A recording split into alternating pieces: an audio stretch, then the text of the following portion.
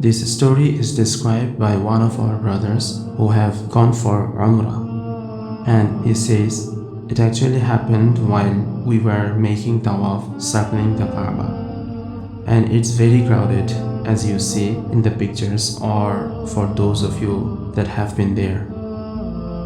And I was walking actually with some of the members that were in our Umrah group and families and single young men.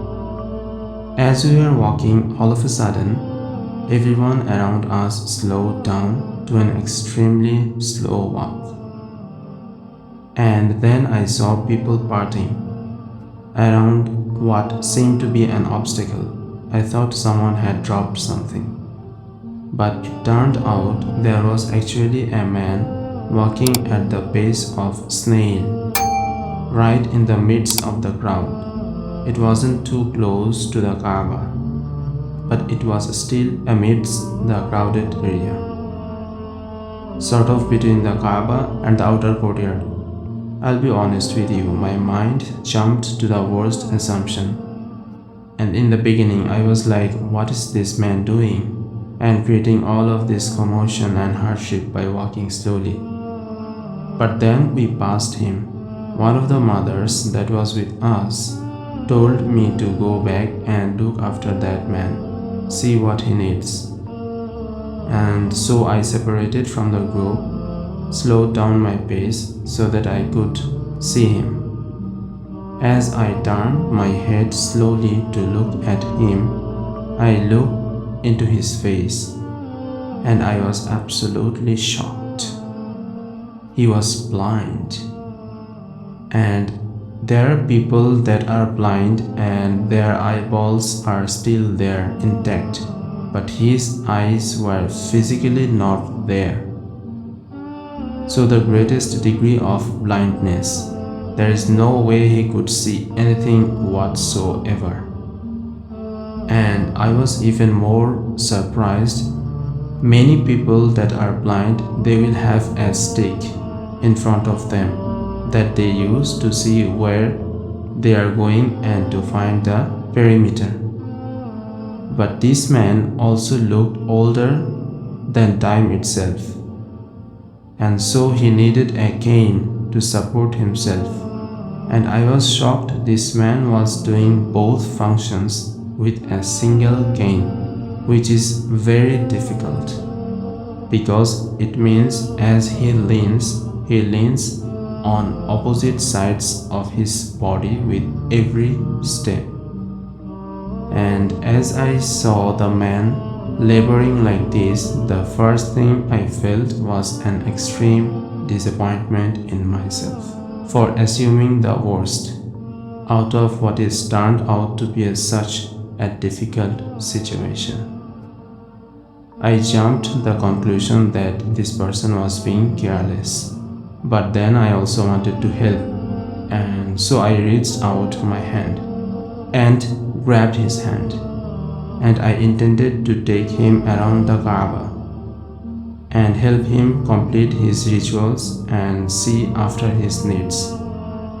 But then, as I looked into his face, he smiled, he shook his head, and he took his hand out of mine. And he continued to lean on his cane and make the tawaf.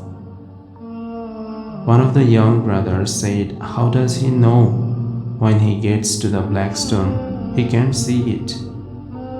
But what I saw in that smile was a reliance on a guidance much greater than the guidance that I could give him, and a conviction that he would find his way without my help.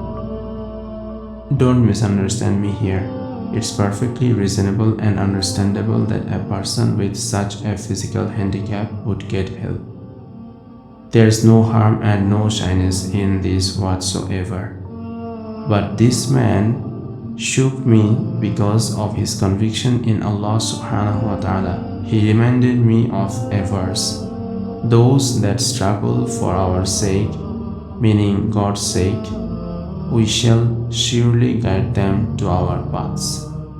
And Allah is with those that excel and do good. This man seemed like a physical embodiment of this verse, a deep conviction that Allah would guide his path around the Kaaba and guide his path in life.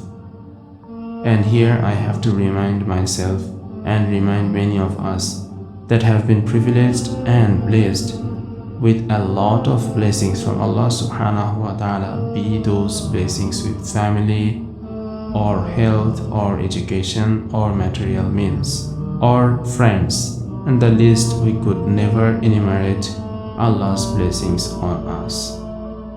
We know that Allah tests with constriction and He tests with ease, and sometimes the test of plenty can be more difficult than the test of poverty. But what I see as I travel the campus and meet young people, I see a lot of us have a lack of conviction in Allah subhanahu wa ta'ala and have this desire we start obsessing about every minor detail and every small piece of life. And if the smallest things goes wrong, we can make a mount out of a mole. Every time you get something in school that you weren't expecting, or a friend says something that just totally catches you off guard, or you have a problem with family. Life is full of problems. We start complaining about life. Every time life throws you a curveball, try to think of this blind man.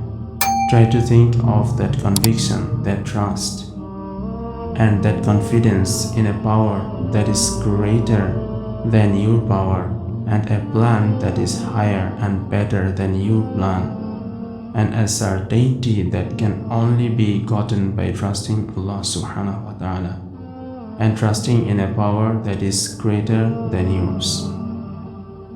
My dear brothers and sisters, let us rely on Allah subhanahu wa ta'ala and have conviction upon Allah subhanahu wa ta'ala and try our best. Indeed, Allah subhanahu wa ta'ala will guide those who have reliance upon Allah subhanahu wa ta'ala. May Allah subhanahu wa ta'ala grant us among those. Ameen. That's for today. See you next time.